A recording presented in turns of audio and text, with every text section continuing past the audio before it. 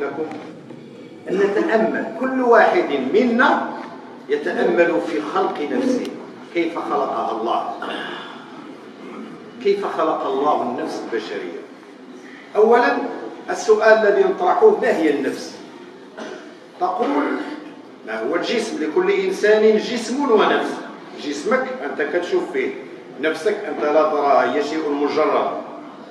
ولكن عاشر ابن آدم أو إن صرت إليه يتحدث فستأخذ فكرة عن نفسه، أي عن شخصيته.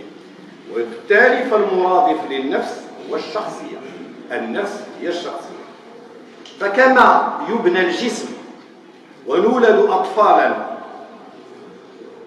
ضعيفي البنية ثم ننمو بالتغذية، كذلك النفس تنمو بالاحتكاك والتفاعل مع المحيط الخارجي. أول محيط يستقبل النفس، استقبلك استقبلني، هو الأسرة. وأول مدرسة هي الأم. الأم مدرسة إذا أعددتها إلى آخر هذا بيت الشعر. إذا تولد وتحتك بأسرة فتنشأ، ونسمي هذه تنشئة اجتماعية. تنشأ على ما تربيت عليه. آباؤك هم المسؤولون عن تربيتك، والرسول الكريم صلى الله عليه وسلم يقول: إنما الصبي يولد على الفطرة فأبواه يهودانه أو يمجسانه أو ينصرانه. تولدت على الفطرة، ما عارف والو، والديك يقدروا إذا كانوا يهود يردوك يهود، إذا كانوا مجوس يردوك مجوس، إذا كانوا نصارى يردوك نصارى. إذا هذا فعل التنشئة الاجتماعية، وحسب الوسط تكون تربية الإنسان. فإن كان الوسط صالحا فإن النشأة أو الناشئة تكون صالحة، وإن كان الوسط طالحا فاسدا فإن الناشئة تكون فاسدة. عموما يقول في الأثر أنه من عرف نفسه عرف ربه. والمشكلة هو أننا لا نعرف، قلما نفكر في هذا، وربما لا نعرف أنفسنا. وقديما قال الفلاسفة، قال الفيلسوف سقراط: أيها الإنسان أعرف نفسك بنفسك. وسيأتي القرآن بعدها، بعد 450 سنة، سقراط عاش 450 سنة قبل فئتنا، قبل اليونان، قبل القرآن، لغير القرآن، يقول: وفي أنفسكم أفلا تبصرون.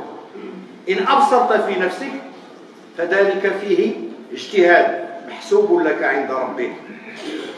وأنا سأحاول أن أبسط لكم قدر المستطاع هذا السفر إلى النفس البشرية، لنغوص في أعماقها ولنسبر أغوارها ولنحاول استكناهها ولنحاول فهم دواخلها.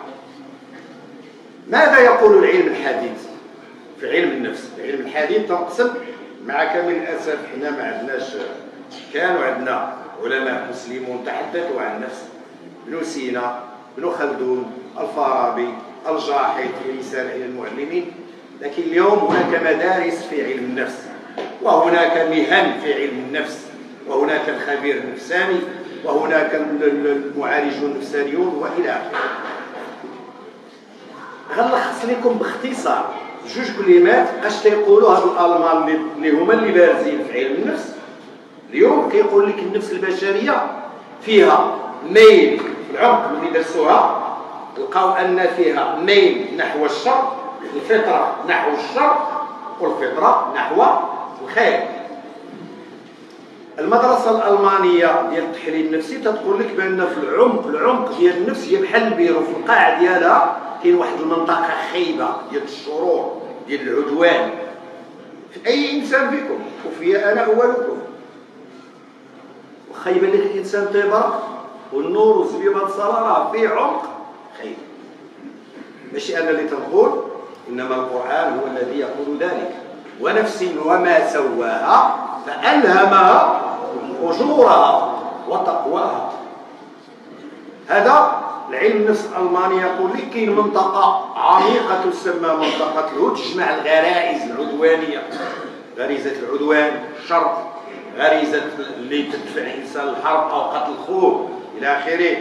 الغريزة الجنسية اللي بسببها بزاف الناس لما في الحباسات إلى آخره، هي منطقة الشر، أو كما يسميها العلماء أو الفقهاء المنطقة البهيمية، وعدوان فينا متأصل فينا بالفطرة، والتربية والمحيط هو الذي سيروض هذه العدوانية وهذه الوحشية فينا. وفيه منطقة في النفس أيضا، فيها منطقة الخير، هي الشعور، أنت تشعر بهذا، بأن هذا العمل صالح، تقول هذا عمل صالح سأقوم به، وهذا عمل غير صالح سأتفاداه. والذي يهذبك هو الأنا الأعلى، أي المجتمع والمنظومة القيمية الأخلاقية التي تتشرب بها من خلال التنشئة الاجتماعية التي تربيه. فإذا الإنسان المتوازن هو الذي سيستطيع أن يكبح جماح يقمح العالم الباهمي ديالو،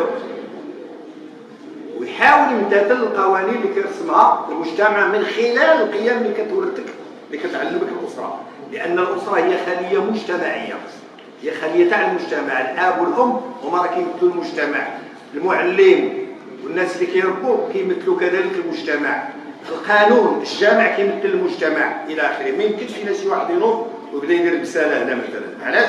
لكن منظومة قيمية أخلاقية تحكمنا جميعا نستلهمها من ديننا الحنيف الإسلام الذي أوصانا بالتمسك بالأخلاق الحميدة. إذن خلاصة علم النفس الألماني كيقول لك الإنسان يمكن يكون شرير ويمكن يكون طيب، والقرآن قالها قبل، أنا ألخص لكم، القرآن قالها قبل 14 قرن عندما قال ونفس وما سواها فألهمها فجورها وتقواها، قد أفلح من زكاها، أي من تجنب الأخطاء والمعاصي، وقد خاب من دساها، أي من انساق الهوى. إذا كتولد أنت حسب علم النفس الألماني أو الغرب يقول إن شئت، حسب القرآن الكريم كتولد وأنت مايل، تقدر دير الخير وتقدر دير الشر. هنا بالجامع لا تقدر تبدا مثلا تدمر شي امور اللي عدوانيه تجيك هكذا، لان مثلا واحد يطلق على يستملك على رجلك او دفعك او كذا الى اخره. فعلى اي حال نولد ونحن لنا فطره ان نقوم بالخير وفطره ان نقوم بالشر. وترون ان العلم النفس الالماني الغربي لم ياتي هنا الا بما قاله القران الكريم. الذي يغذي ويحرك فينا نوازع الشر هو خلقه الله معنا. إذا كان الألمان يقولون إن فيك نفسا شريرة، فالقرآن يقول إن لك شيطان يسمى القرين. فكل واحد منكم مهما كان بياض وجهه وورعه فهو فيه قرين. حتى الرسول الكريم صلى الله عليه وسلم قال أتدرون، التفت إلى صحبه فقال أتدرون ما من أحد منكم إلا وقد وكل به قرين الشيطان.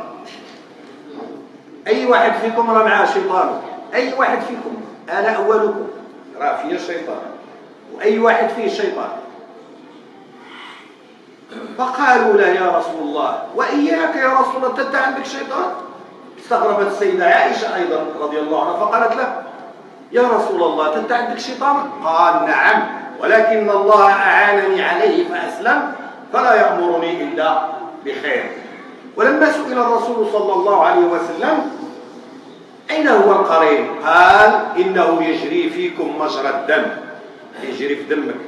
راه الصحابة عنده شي قرون وشي داير زيبة، لا، هو نفحة شريرة فيك وفي أنا تجري فينا. ومن كبح قرينه فقد أفلح، وهذا هو الجهاد في النفس. ولقد سطر القرآن، تحدث القرآن عن القرين بلغة جد جد جد رائعة عندما قال الباري عز وجل في سورة قاف على ذكر قرين أعوذ بالله السميع العليم من الشيطان الرجيم. ولقد خلقنا الإنسان ونعلم ما توسوس به نفسه ونحن أقرب إليه من حبل الوريد إذ يتلقى المتلقيان عن اليمين وعن الشمال قعيد ما يلفظ من قول إلا لديه رقيب عتيد وجاءت سكرة الموت بالحق ذلك ما كنت منه تحيد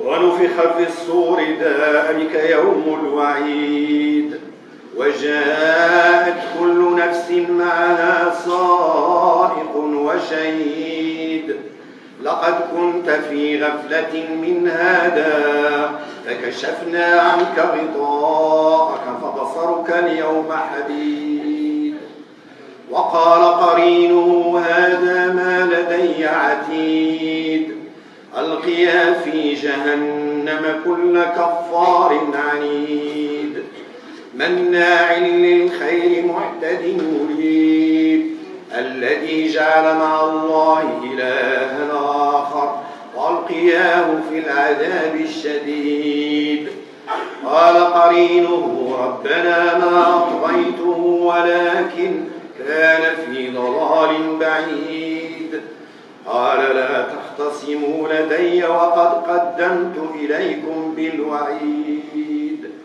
ما يبدل القول لدي وما أنا بظلام للعبيد يوم يقول لجهنم هل امتلأت وتقول هل من مزيد وأزلفت الجنة للمتقين غير بعيد. هذا هو الشيطان والشيطان تحدث عنه الله تبارك وتعالى في سورة قاف فمن جاهد في الشيطان فإنه أفلح ومن غلبه الشيطان فتراه منساقا مع الشهوات وتجده حيث نهاه الله ولا تجده حيث أمره. إذن هنا نخلص إلى القول بأن هذا الشيء اللي كنقراو مثلا في علم النفس حول النفس البشرية وغنستمروا في الحديث راه تقريبا أشار إليه القرآن بكلام مختزل مختصر. راه الكلمة في القرآن الكريم خصك دير لها الميكروسكوب سمحوا لي الميكروسكوب باش تبحث وتشوف تصبر الغور ديالها وتشوف المعنى الشاسع العظيم ديالها. إذن سنستمر إن شاء الله في الحصص المقبلة نتحدث عن النفسية البشرية ونتحدث عن القرين وفعاله في بني آدم. نتحدث عن النفس البشرية من خلال ما يقوله العلم الحديث علوم النفسية ونعود إلى القرآن الكريم لنذكر بأن الله تبارك وتعالى تحدث عن ذلك في محكم كتابه ليس لأننا نريد أن نؤكد القرآن بما أثبته العلم ولكن نريد أن نجدد إيماننا ونتأكد أيضا من أن الإنسان لم يأتي إلا بما قاله الله عز وجل وفوق كل ذي عليم. أسأل الله تبارك وتعالى أيها الأخوة الكرام أن يثبتنا في هذا الشهر العظيم. ربنا ألهمنا رشدنا وعيدنا من شر أنفسنا. ربنا افتح بصيرتنا وأنر طريقنا وقوم أخلاقنا وسدد خطانا لما فيه فلاحنا.